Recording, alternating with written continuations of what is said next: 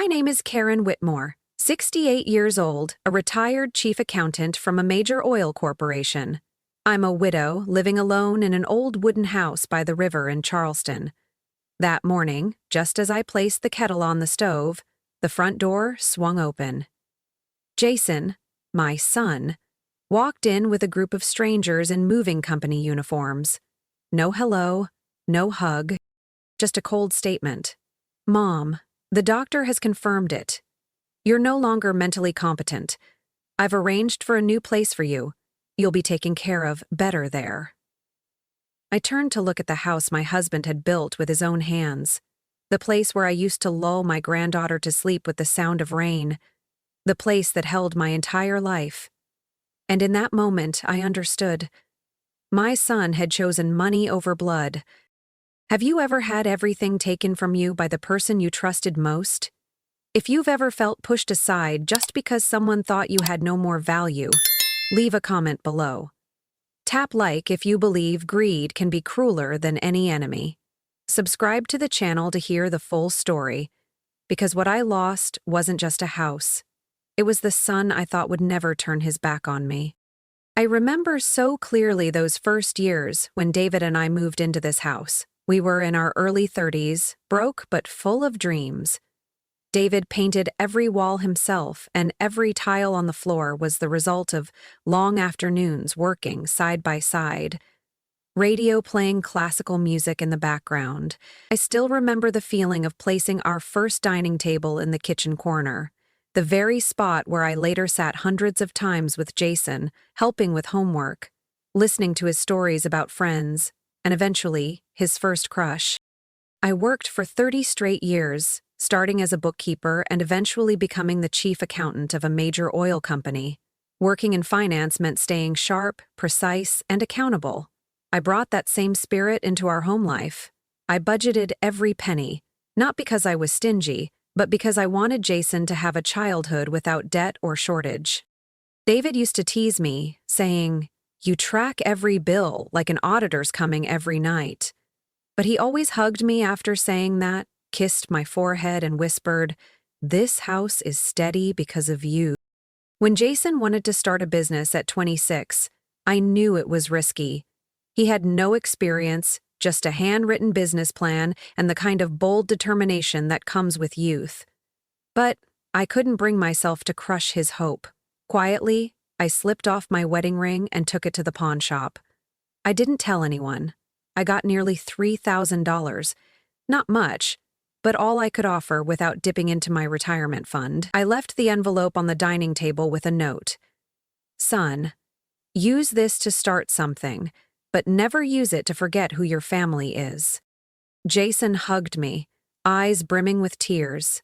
He said he'd never forget what I did. I believed him. Completely. But over time, everything changed after David died. He'd passed suddenly from a stroke in the bathroom, leaving me with a large house and a void that couldn't be filled. His funeral lasted just 2 short hours. Jason arrived late. Stephanie was busy, getting her hair done. After the funeral, I began to feel like I was being slowly pushed out of the family circle. First came Christmas gatherings that I wasn't asked about.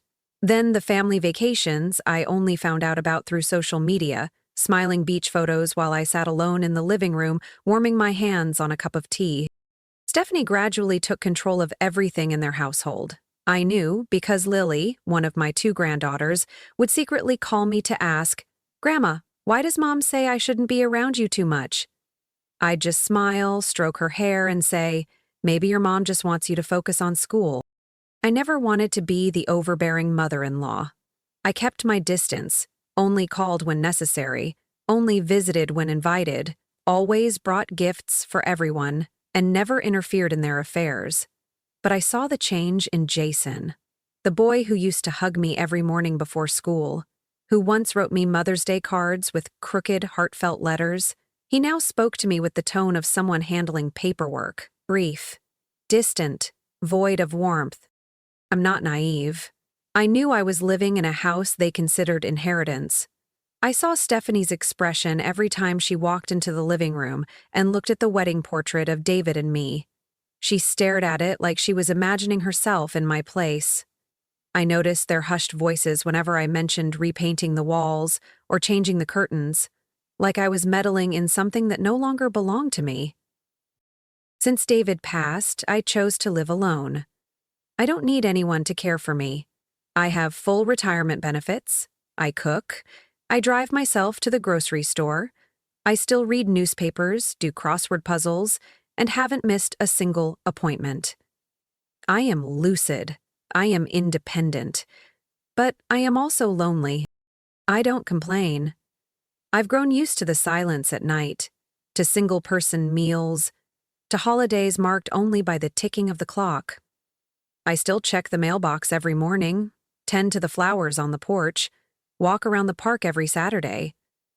I've accepted quiet as an inevitable part of old age. But what I cannot accept is being treated like a shadow to be erased by my own son.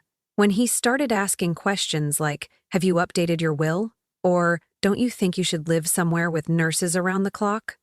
I felt a chill crawl up my spine. Those questions were coated in sugar, but inside was sharpened steel. I began keeping every receipt, recording phone calls, documenting everything. Not because I wanted to fight, but because I was scared. I had once given Jason my entire life. Now I needed to preserve a little piece of it for myself. I didn't expect that day to come so soon. Jason didn't ask if I was well, didn't ask if I wanted to go anywhere. He just showed up, handed me papers, and issued commands. But what he didn't know was that I had been preparing for this, and what I prepared wasn't in a suitcase or a drawer, but in the one place he never thought to look. The memory and will of a mother who never forgot what she sacrificed, and for whom. I started noticing the shift when Jason began visiting every weekend, bringing coffee from my favorite cafe and a bag of donuts he used to hate. At first, I was happy, thinking maybe he finally remembered his mother was still alive, still needed to be seen. But gradually his questions felt strange. "Mom, do you still have the original property deed?" he asked once while arranging flowers in the kitchen. I looked up, slightly hesitant. "Why do you ask?" He smiled and tapped my shoulder. "No reason, just worried you might misplace it. This house is valuable." Then, another time, while I was making tea, he walked around the living room filming every corner like he was capturing memories. "What are you doing?" I asked. Jason replied flatly, "Just saving a few memories, Mom. Someday, when we're not here anymore, at least I'll have something to look back on." His words made my chest tighten. I never said I was leaving. A week later, Stephanie began dropping by, always bringing Lily and Gracie. Lily, usually bubbly, would run and hug me at the gate. Now she seemed more hesitant, always glancing at her mom before speaking. Gracie was glued to her phone, occasionally snapping pictures of the house and whispering to her sister. I asked Stephanie, "What are the girls doing?" She smiled, a thin thread of a smile. "They think the house is beautiful, want to capture a few memories. Besides, I think, it's good for them to spend time with you, just in case, things change." A shiver ran through me. I tried to brush it off, to be optimistic, to convince myself I was being paranoid. But one night, as I was getting ready for bed, I heard Jason talking on the phone outside. I hadn't turned off the living room light yet, so I stepped out to say goodnight. But as I neared the window, I stopped. "That house is worth at least $1.5 million, Jason whispered on the phone, his voice urgent. "We just need to get her out. She's old. She won't understand legal stuff." My legs froze. "No, not yet. Still trying to get her to sign. But we might need another way. Dr. Doyle says one psych evaluation is enough. Trust me, she won't know what hit her." I backed away, quietly closed my bedroom door, my heart pounding, not out of fear, but from the cold rushing up my spine. I never thought I'd hear those words from my own son. I had imagined worst-case scenarios, but I never thought he'd say, "Just get her out." The next morning, I sat alone at the kitchen table. gripping my coffee mug but never taking a sip. All the years of building, every sacrifice I'd made, every sleepless night I spent for Jason, now reduced to 3 words. Get her out. I knew I couldn't face this alone. I picked up my phone and dialed the number my fingers had known by heart for 10 years. Clarkson here. His voice came through, deep and steady, just like always. It's me, Karen, I said. I need to see you. Today. Not over the phone. He didn't ask why. My office, 3 p.m., same as before. I hung up, stood up, and pulled back the curtain. Sunlight spilled into the room, casting a warm glow on the wedding photo hanging on the wall. David looked at me from that old wooden frame. His eyes still held the same warmth they always had. I looked back at him and whispered, I won't let them take what we spent a lifetime building. At 3 p.m., I arrived at Clarkson's office, a modest room with 2 bookshelves and the same whiteboard he used to jot notes during the financial cases I'd once brought him. Clarkson was in his 70s now, but still sharp as ever. He sat across from me, tilted his head slightly. What's going on, Karen? I told him everything. Every word, every look, every secret photo. And that phone call from last night. Clarkson didn't interrupt. He just sat there, listening, occasionally nodding, his hand resting gently on a blank file folder. Finally, he said, I've seen this happen many times, but I never thought I'd see it happen to you. Jason used to sit right here in this office, proudly showing off his first project. I really thought he was a good son. I gave a faint smile, one with no sweetness left. So did I. Clarkson pulled a slim folder from his drawer and slid it across the desk. I'll help you, but Karen, you need to be ready. If Jason's already gone this far, it could get even worse. I nodded. I'm not naive anymore, Mr. Clarkson, but I'm still sharp. And I won't let them steal what's left of my life. Clarkson looked at me for a long moment, then said quietly, Then let's begin. After meeting with Clarkson, I knew I had to act with patience and precision. Confronting Jason and Stephanie head-on would only make them more cautious. What I needed was evidence, clear, undeniable proof that would secure my rights and protect what was mine. Luckily, Ellen Monroe, an old friend of David's and a seasoned private investigator, agreed to help. Ellen had helped David navigate a few messy issues in the past, and she had razor-sharp instincts and brilliant surveillance skills. At our first meeting, Ellen looked at me with quiet understanding and said, Karen, I'll walk you through this, step by step, but you need to brace yourself. They won't give up easily. I nodded, my heart uneasy but grateful I wasn't alone. Ellen came by the house multiple times, discreetly installing hidden cameras and recording devices in key areas, the living room, the hallway, the kitchen, where Jason and Stephanie often sat and whispered. Each device was placed so subtly, it blended perfectly into the home. On the surface, I played the part of the frail, forgetful mother. I sat quietly with thick reading glasses, moved a bit more slowly, and let myself forget minor things just as they expected. I even feigned confusion when Jason brought up paperwork about the house. Oh, sweetheart, what are you talking about again? I'm not sure. Maybe I'll ask the lawyer about it later, I'd say with a soft, vague smile. Jason and Stephanie started to believe they had everything under control. They spoke freely in the living room, unaware that every word, every gesture, was being recorded. Once, Stephanie bragged to Jason about photographing each corner of the house for the upcoming appraisal. All we need is one quick move, and she won't even have time to react, she said, smirking with confidence. I kept everything quiet. I didn't tell a soul about the cameras, left no trace behind. Sometimes I'd glance at the monitor on my phone and see them plotting. Minute by minute, their plan to take the house and erase the memories it held. I couldn't allow them a single chance to hide what they were doing. While gathering evidence, Clarkson and I also moved quickly on the legal front. One of our biggest steps was transferring the house ownership into an independent trust, managed by a trusted attorney. This would prevent any unauthorized sale or transfer Jason and Stephanie might attempt. But I kept that decision secret. No one in the family, not even Jason, knew about the change. If they found out, they'd become more cautious, even dangerous. This was a necessary step to protect the house and what was left of my estate. Each day, I felt the pressure from Jason's side building. Their visits became more frequent, their questions more loaded.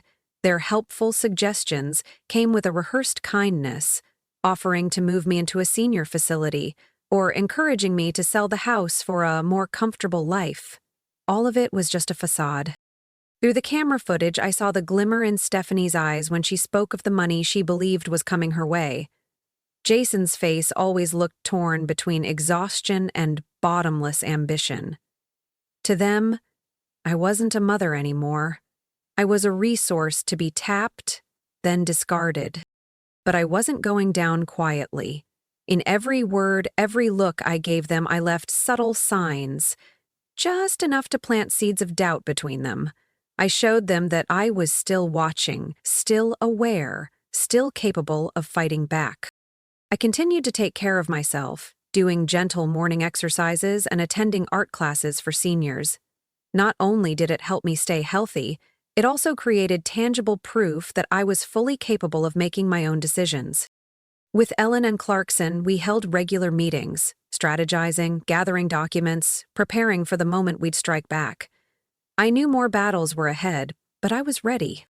Each night, I'd walk through the house, touching the walls David once painted, the kitchen where Jason once stood on a stool to help me bake cookies. Every corner held love, history, soul. I wasn't just defending property. I was defending the spirit of a lifetime. During that time, I collected not only recordings and photos, but a clearer picture of who Jason and Stephanie had truly become. I heard their whispered arguments, watched them blame each other when greed turned into friction. I realized how lucky I was to still be sharp enough to stand up and act. Sometimes I wondered, could a son really change this much?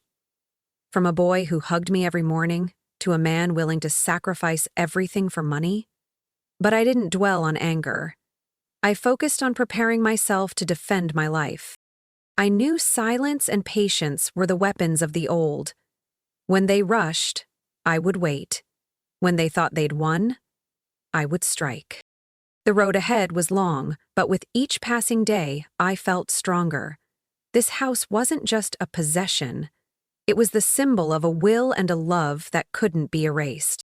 And I wasn't going to let them take it. The morning Jason filed for temporary guardianship, I had no idea until a social worker knocked on my door just after sunrise. She said I was being taken in for a mental health evaluation to determine my ability to care for myself. I asked why. She simply said it was a required procedure ordered by the court. Before I left the house, I secretly left behind a video file, one that showed Jason pressuring me to sign some documents, his voice cold as ice. "Don't make this harder, Mom. Just sign it. If not, I'll make sure you end up in a facility." I'd recorded the entire thing and hidden it on a portable hard drive. That was my final card for when things went too far. At the medical center, I was completely isolated. No phone, no lawyer, just unfamiliar staff and a barrage of questions. I answered vaguely, maintaining the demeanor of a confused, aging woman. Every question required discipline. I couldn't slip, couldn't show that I was a threat. Dr. Doyle led the evaluation. He was a well-known psychologist, but I quickly saw the coldness in his eyes. He wasn't here to help me. He was here to collect weaknesses. Every answer I gave, no matter how clear, he twisted to fit a narrative. He asked about dates, locations, familiar names, even simple questions like, "How do you prepare your breakfast?" I answered plainly, but he shook his head, noting signs of confusion, labeling me as unfit to care for myself. One time, when he asked me about my assets and financial management, I calmly told him I still kept all the paperwork and knew how to handle my monthly budget. But he didn't believe me. He kept asking the same questions over and over, trying to wear me down, make me give up. What hurt the most was not being allowed to see my lawyer or anyone I trusted. I felt trapped, like a stranger in my own home. But I never let go of hope. I used every moment to gather information, memorizing staff routines and work schedules. I silently promised myself I'd use every bit of it to prove the truth. Back home, Jason and Stephanie were getting more confident. They called often to check in, but I couldn't hear them clearly due to the facility's limited equipment. I knew they were coordinating with Dr. Doyle to finalize court paperwork. One day, I overheard a call between Jason and Stephanie. "Just stick to the plan. Dr. Doyle will handle the documents proving she's lost her mental capacity. Once the court signs off, we'll officially have control over everything." Stephanie scoffed. "There's no going back now. She's old. Even if she wants to fight, she won't be able to." My heart tightened, but at the same time, a fire lit inside me. They could take my freedom, but they couldn't erase the truth. On the day of the hearing, I stayed calm. With Mr. Clarkson and Ellen by my side, we presented the video recording where Jason threatened me to sign the documents. The courtroom went completely silent as the footage played on the big screen. Jason tried to talk his way out of it, claiming I was too old and sick to understand anything. But the evidence was undeniable. Dr. Doyle's integrity and the legality of his evaluation were also brought into question. I stood there, small, maybe, but with steady eyes and unwavering will. Their lies couldn't shake me. I wasn't a weak old woman. I was a mother who had lived a full life, and I wasn't about to be treated like a disposable item. The court ruled in my favor. I retained full control over my assets and life. Jason and Stephanie were warned. Any further unlawful actions would carry serious consequences. I returned to my beloved home with a deep sense of gratitude. The fight wasn't over, but I'd won an important battle, and I would keep fighting, because this wasn't just a house. It was everything I'd spent a lifetime protecting. 2 days after I got home, Mr. Clarkson called. "There's a man named Matt Rivers standing outside my office," he said. "He's been waiting since early this morning, holding a thick envelope and looking nervous." The moment I heard the name, I froze. Matt. The neighbor boy from years ago, always running over on Tuesday afternoons asking me to help with his math homework. After he graduated high school, his parents divorced, and neither could afford college. I quietly paid for his first semester tuition. As a gift, David would have happily given if he were still here. I never imagined that after all these years, Matt would come back, right when I needed him most. That afternoon, Matt came to my house. He was now a man in his 30s, tall, calm, with quiet eyes behind a pair of glasses, still holding the same sincerity from long ago. I invited him into the living room, poured him a glass of mint tea, and waited. Matt pulled out a USB drive and a printed transcript. "I know what's been happening to you," he said slowly but firmly. "I can't stay silent anymore." I looked at him, my expression softening. "How did you find out?" "I work in IT maintenance for a friend's real estate company. A few weeks ago, Jason met with him at a bar near the Charleston harbor. I was sitting at the next table, but he didn't recognize me. He was drunk and bragging about everything." Matt hit play. The small speaker crackled to life with Jason's voice, clear over the bar's background noise. "We've nearly wrapped this up.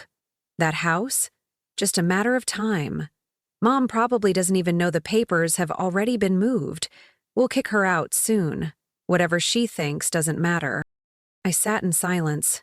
My heart didn't sting out of shock anymore. It chilled over from hearing my own son confirm everything with such shameless pride. Matt turned off the audio. "I know this is personal, but if it'll help, I'm willing to testify." I gripped Matt's hand gently. "Thank you, Matt. Some things we think we've forgotten end up saving us when we least expect it." Less than 24 hours later, I got another call, from a voice I knew well, small and shaky over the line. "Grandma." "Lily, what's wrong?" "I'm calling from the bathroom. Mom and Dad are throwing a party. she even shouted to her friend. "We finally have the new house." "I don't understand. We didn't move, right?" "Grandma?"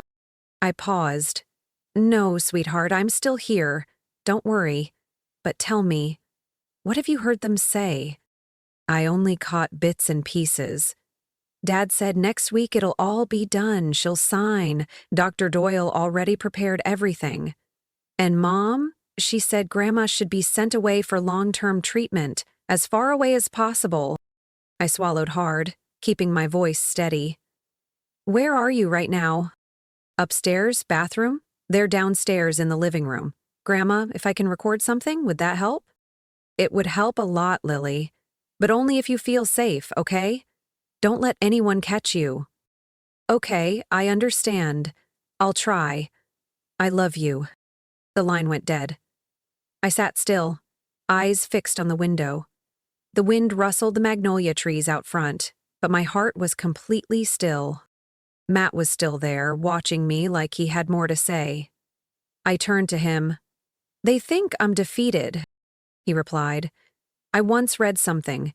Just because the prey is silent doesn't mean it has no claws left. You still have everything, ma'am." I glanced at the USB on the table and picked up the phone. "Mr. Clarkson, I've got new evidence and a witness ready to testify. I think it's time we move to the next phase." There was a pause on the other end. Then that calm, steady voice. "I've been waiting 10 years to hear you say that, Karen." I didn't go straight home after being released. Instead, I walked out of that hospital with a plan. Every step carefully laid out. Mr. Clarkson and I had spent the previous week preparing, just in case things went bad. And they did. But what Jason and Stephanie didn't know was that I didn't come out of that mental health evaluation beaten. I came out knowing exactly who my son had become and what I needed to do. We hired a private investigation team specializing in financial fraud. Ellen led it. She had once worked with the FBI on property scam cases. This time, she assembled a team of 3: a legal analyst, a tech specialist, and a former real estate investigator. They worked quietly, efficiently, and with absolute discretion. I had Ellen trace every transaction Jason might have made related to property. Emails with realtors, messages with Dr. Doyle, even his browser history from his personal laptop. Every detail, every name, every call was logged and stored. I didn't need to scare Jason yet. I just needed him to think everything was going according to plan, that he was winning. But that illusion wouldn't last long. At the same time, Mr. Clarkson filed an emergency petition with the Charleston County Civil Court, requesting a temporary suspension of all guardianship motions Jason had submitted based on new evidence that Dr. Doyle had previously been investigated for manipulating medical records. A copy of the video showing Jason threatening me was included, along with Matt's testimony and the bar recording. The court responded in less than 2 days. The entire guardianship file would be re-examined from the beginning, and my full legal decision-making rights were reinstated. The first thing I did after receiving the court's response was visit the branch manager at the bank where I had once opened Jason's credit account. Mrs. Morales, the manager, was a smart and principled woman. I explained the situation, provided documentation that the house had been placed into an independent trust, and requested a freeze on all real estate transactions involving the name Karen Whitmore or any accounts financially connected to Jason Whitmore. She reviewed the file and nodded. "I'll need 2 signatures to lock this," she said, handing over the asset freeze request form. "If you're sure, I'll process it by the end of the day." I signed without hesitation. At the same time, Ellen submitted a file to the South Carolina Financial Crimes Division. It included all of Jason's transactions, money transfers, real estate records, pledged assets, and copies of conversations Lily had secretly recorded. The investigators found that Jason had placed a down payment on a new house in North Charleston, using a short-term loan backed by property he did not legally own, namely, my house. That was classified as high-level credit fraud. I knew I needed one more move to seal off every escape route Jason and Stephanie might try. So, I submitted a full written account to the Charleston Gazette, the region's largest local newspaper. I didn't use angry language or accusations.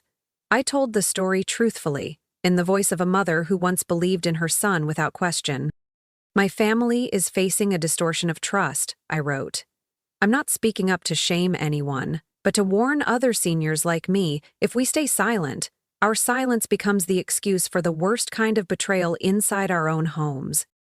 The editorial team responded within 3 hours. They wanted an interview, but I declined to appear. I just wanted the story to be heard, not my face. While I was busy fortifying my legal defenses, Jason and Stephanie had no clue. They believed I was struggling through mental health procedures, confused, disoriented. I ignored their calls. I left small items behind in the house to make them think I hadn't fully recovered. I wanted them overconfident. Because people who think they're winning always get careless. One evening, Ellen sent me a new video clip.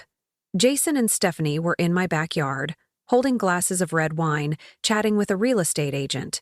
The agent asked, "Whose name is the house under?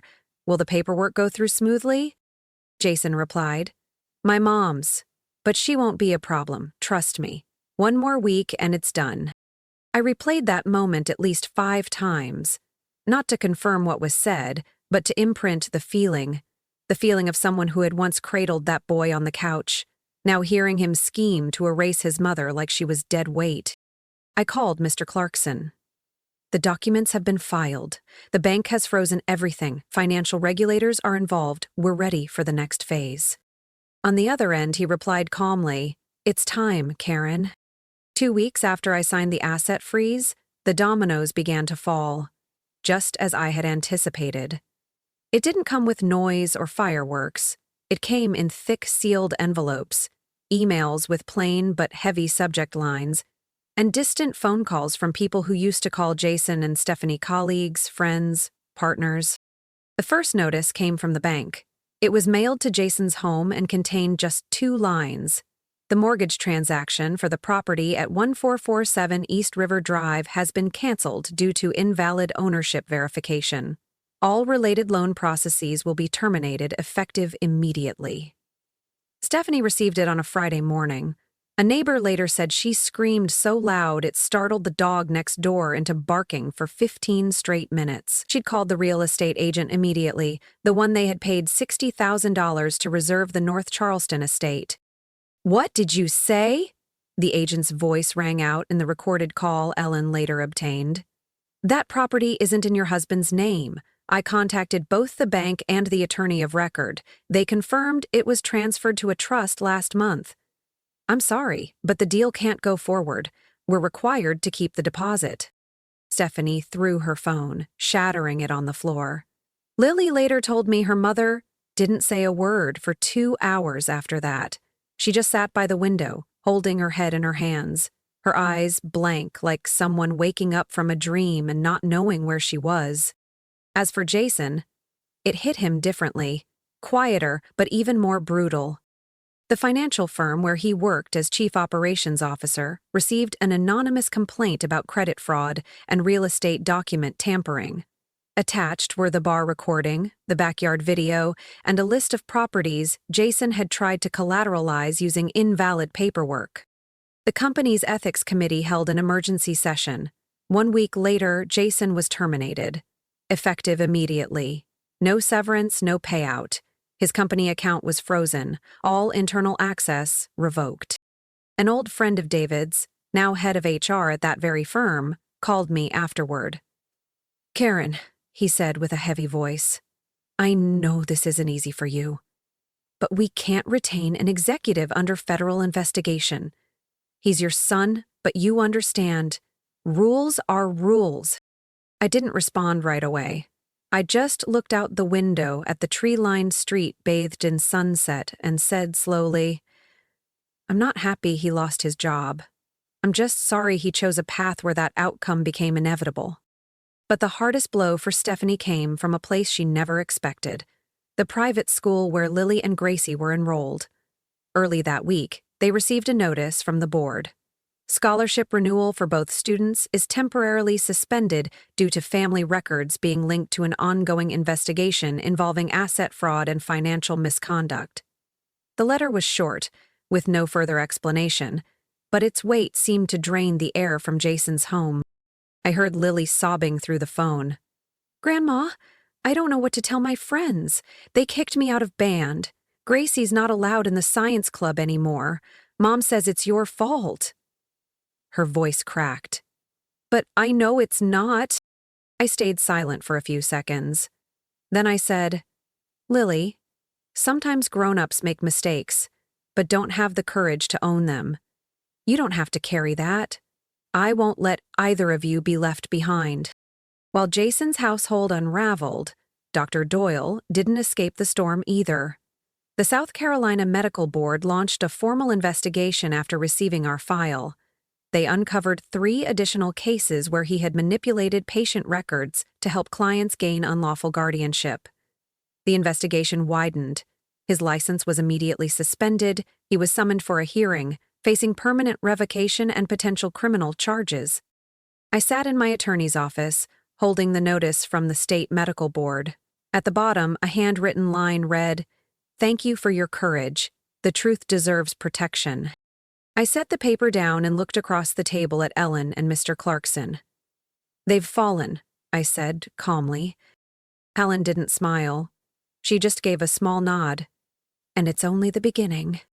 That morning, I wore the gray wool dress David used to love, simple, modest, and warm. Pinned to my chest was a silver crane brooch, the last birthday gift he gave me before he passed. I wasn't walking into that courtroom for revenge. I was walking in to reclaim the truth. Courtroom 3 at the Charleston County Courthouse was smaller than I expected, but the air inside was heavy. On the front row, Jason sat between 2 attorneys, eyes fixed on the floor. Stephanie sat beside him, shoulders drawn in, lips pressed into a thin line. She looked like she was clinging to the last of her excuses before everything collapsed. When the judge entered, the room stood. I stood, in the witness row, hands steady, eyes unblinking. I had waited for this moment for months, not to win, but to make everyone face the price of greed. My lawyer, Mrs. Jensen, opened with a file more than 200 pages thick, packed with every piece of evidence we'd gathered: videos, recordings, emails, bank records, and sworn statements. She didn't embellish. The truth was already loud enough. "Your Honor," she said, "my client, Mrs. Karen Whitmore, is not only the victim of an elaborate scheme to steal her estate, but also of a betrayal by the very son she devoted her life to raising." One by one, the pieces of evidence were played. The audio of Jason at the bar, the video of him and Stephanie in my backyard, talking about how it's only a matter of time. The email to the realtor saying, "My mother won't be a problem. She's not lucid enough to resist." I remained seated, spine straight, eyes locked on Jason.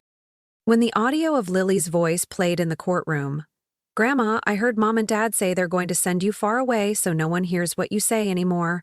The room froze. A few people shuddered. Jason dropped his head, fists clenched so tight his knuckles went white. Stephanie didn't look at her daughter, or at me. She just lowered her face, hiding her defeat behind fading makeup. Lily was called to the stand. She stepped up, eyes glassy but resolute. "I don't want to hurt my parents," she said, voice trembling. "But I can't stay quiet when Grandma is being treated like that. She's always loved us, always kept her promises, and never did anything wrong." Matt was also called. He recounted the night at the bar, how he recorded the conversation, and why he held on to the evidence. "I was just the neighbor kid she helped when the world turned its back on me. I couldn't stay quiet when her own family did something this awful." After the witness testimonies, the judge turned to me. "Mrs. Whitmore, if you'd like to speak, you may." I stood. The room was so quiet, you could hear my heels click against the wooden floor. "I'm not someone who breaks easily," I began. "I've worked my entire life, raised a child, kept a home, saved every penny to make life better for my family. I once believed that if I gave enough, loved enough, I'd never have to hear my son say, "Just get rid of her and it's done." I turned toward Jason. For the first time during the entire trial, our eyes met.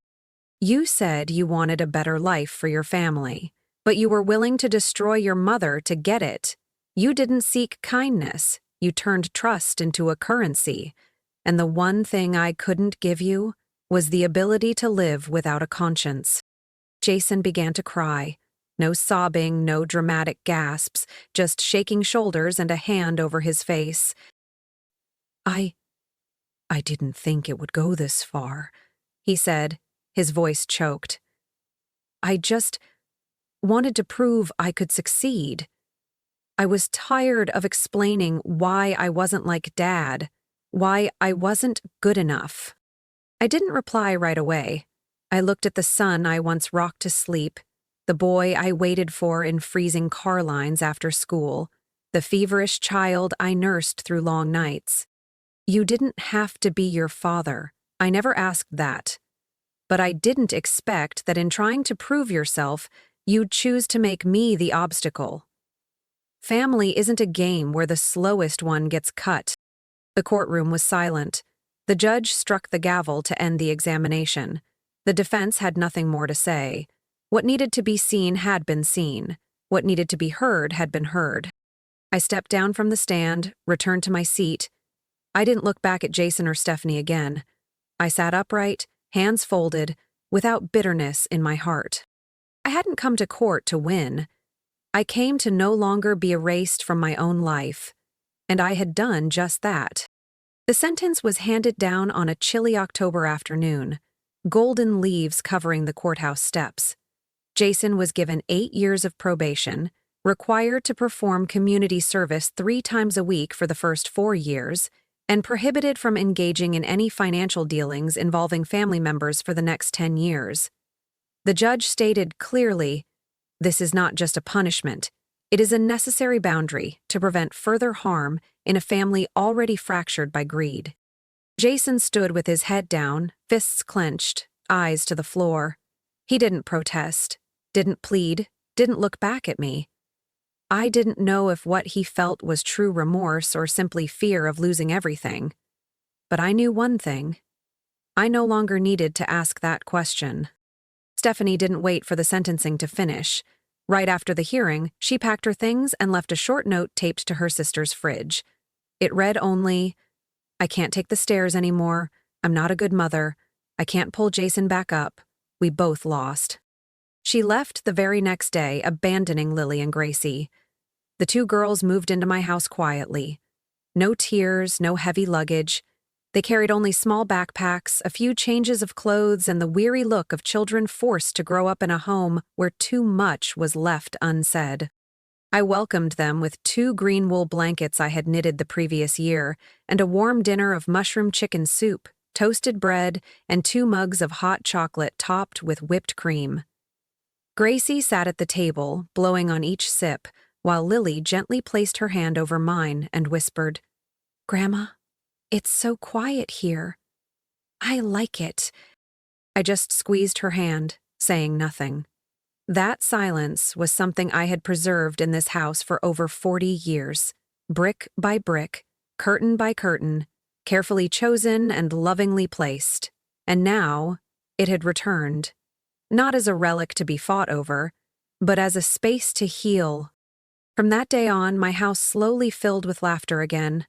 Not the loud arguments of grown-ups or the biting tones of someone hiding the cracks in their marriage, but the sound of Lily playing the piano in the living room every Sunday morning, of Gracie reading poetry to me in the kitchen while I baked, of little sneakers tapping on hardwood floors as they ran around looking for the remote lost somewhere between the couch cushions. I rehung David's portrait in the dining room, the one I had taken down because I couldn't bear to see my own reflection looking up at him. Now, I could lift my head. I believed he would smile, seeing that I didn't collapse, didn't surrender, and still held on to what was human in me. Lily asked to transfer to the public school near my home. She no longer pursued piano at a professional level, but every evening she spent an hour practicing, Gracie joined the art club, something she had never dared do before because her mother used to say, "Drawing won't get you anywhere." One afternoon, I found Gracie sitting on the porch, holding a freshly sketched pencil drawing, her gaze lost in the distance. I sat beside her and asked softly, "What are you thinking about, sweetheart?" She quietly replied, "I don't understand why Mom and Dad did that to you. But I just wonder, if someday I take the wrong path, will you still forgive me?" I placed a hand on her shoulder and said gently, "Gracie, forgiveness is something I can still give, but what I cannot do is forget. We can't pretend nothing happened, but we can live the rest of our lives in a way that's worth more than what we lost."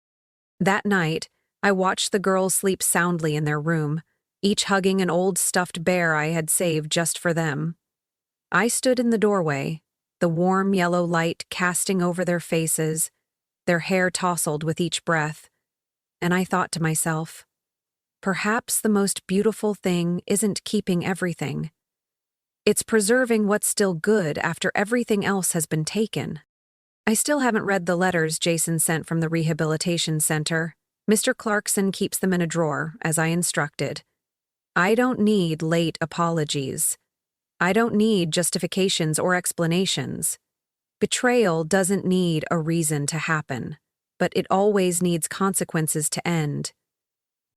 On an early winter morning, as snow began to gently cover my front steps, Lily was writing an essay for school titled Family. She hesitated, then turned to me and asked, "Grandma, can I write that family isn't always a safe place?" I nodded and smiled. "You can write the truth, and the truth is, family can't be built on greed. Anyone who builds their future on betrayal will be the one to destroy it."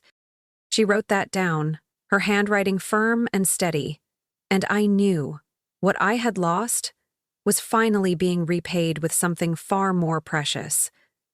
A new generation, a new beginning, and a home that had once again become what it was meant to be.